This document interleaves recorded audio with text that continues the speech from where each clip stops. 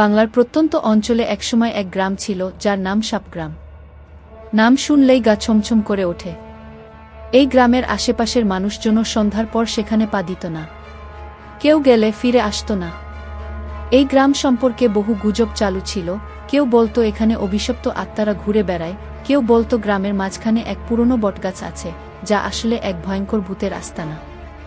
এই গল্পের নায়ক রুদ্র, একজন সাংবাদিক, যিনি বাংলার ভৌতিক গ্রাম নিয়ে গবেষণা করছিলেন। একদিন তিনি সাপগ্রামের কথা জানতে পারেন এবং সিদ্ধান্ত নেন তিনি নিজে গিয়ে সত্য উদ্ঘাটন করবেন। রুদ্রর বন্ধুরা তাকে অনেক বোঝানোর চেষ্টা করল, কিন্তু সে কারো কথাই শুনল না। তার বিশ্বাস ছিল গ্রামটির ভৌতিক ইতিহাস আসলে কোনো পুরনো কুসংস্কার। এক সন্ধ্যায় সে ক্যামেরা, নোটবুক আর একটি টর্চলাইট নিয়ে বেরিয়ে পড়ল। গ্রামের প্রবেশপথে পৌঁছানোর পর চারপাশটা যেন কেমন থমথমে লাগছিল। কোনো পাখির ডাক নেই, বাতাস নেই, শুধু নিস্তব্ধতা। গ্রামের প্রথম বাড়িটা ছিল একদম পরিত্যক্ত, দেয়ালে শ্যাওলা জমেছে, দরজার কপাট ভাঙা। রুদ্র চারপাশ দেখল, তারপর গ্রামের ভেতরে প্রবেশ করল।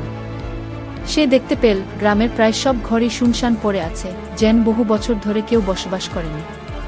গ্রামের মাঝখানে পৌঁছে সে দেখল এক বিশাল বটগাছ। গাছটার শিকড় এতই বিশাল যে মনে হচ্ছিল সেগুলো মাটির নিচে লুকিয়ে থাকা কোনো দৈত্যের হাত। লোককথা অনুসারে এই গাছের নিচেই এক ভয়ঙ্কর ঘটনা ঘটেছিল বহু বছর আগে। এক বৃদ্ধা, যাকে গ্রামের লোকেরা ডাইনি বলে মনে করত, তাকে এই গাছের নিচে পুড়িয়ে মারা হয়েছিল। রুদ্র এগিয়ে গিয়ে গাছের কাছে দাঁড়াল। হঠাৎ চারপাশে ঠান্ডা বাতাস বইতে শুরু করল। মনে হচ্ছিল কেউ ফিসফিস করে কথা বলছে। রুদ্র টর্চলাইট জ্বালিয়ে গাছের গোড়ায় তাকাল এবং দেখতে পেল কিছু অদ্ভুত চিহ্ন, যা দেখতে অনেকটা প্রাচীন কোনো মন্ত্রের মতো। ঠিক তখনই রুদ্রর কাঁধে একটা হালকা স্পর্শ অনুভূত হল। সে দ্রুত ঘুরে তাকাল, কিন্তু আশেপাশে কেউ নেই। তার মনে হলো বাতাসে ফিসফিসানি আরও বেড়ে গেছে। টর্চের আলোতে হঠাৎ গাছের গায়ে একটা ছায়ামূর্তি দেখা গেল। রুদ্রর পুরো শরীর হিম হয়ে গেল। আতঙ্কিত হয়ে সে দৌড়ে একটা পুরনো বাড়ির মধ্যে ঢুকে পড়ল।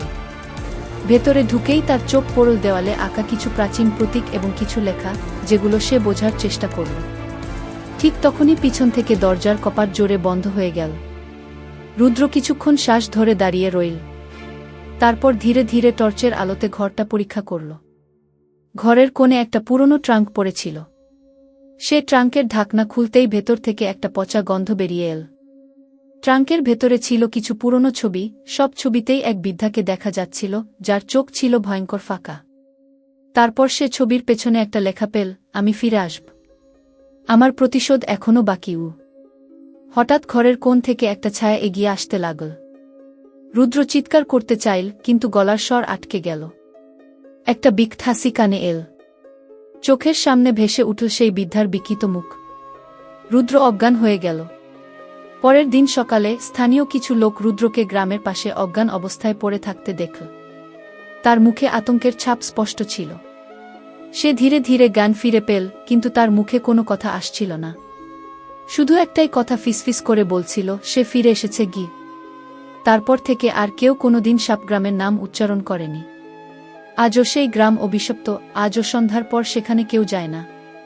এই গল্পটি বাংলার হারিয়ে যাওয়া ভুতুরে গ্রাম, ভৌতিক কাহিনী এবং অভিশপ্ত আত্মা নিয়ে রচিত।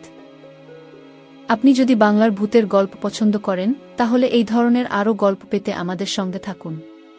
আপনার কি কখনো এমন অভিজ্ঞতা হয়েছে? কমেন্টে লিখুন।